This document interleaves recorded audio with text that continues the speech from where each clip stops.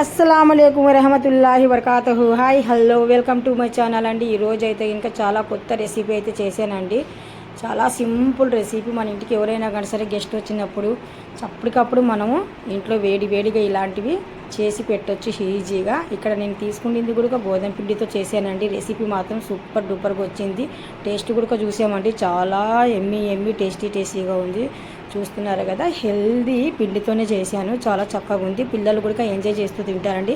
సాయంత్రం పూట స్నాక్స్తో అయితే బాగుంటుంది, టీతో అయినా కానీ బాగానే ఉంటుందండి. మన ఇంటికి ఉన్న చుట్టాలు బంధువులు వచ్చినప్పుడు ఇది టిఫిన్ కిందకి ఇచ్చినా బాగానే ఉంటుంది. చాలా బాగా వచ్చాయి, సూపర్ డూపర్గా ఉంది. ఈ ప్రాసెస్ మీకు నచ్చినట్టుగా అయితే జస్ట్ లైక్ చేయండి, షేర్ చేయండి, కామెంట్ చేయండి. ఇప్పుడు మీరు ఏమనుకుంటున్నారు, మీరు ఇది నచ్చినట్టుగా అయితే ఇంకా ఇది యూట్యూబ్ ఛానల్ సనా హోమ్ ఛానల్లో లాంగ్ వీడియో పెడుతున్నాను. మీకు నచ్చినట్టుగా అయితే లింక్ అయితే పెడుతున్నామండి, చూడండి, ఎంజాయ్ చేయండి.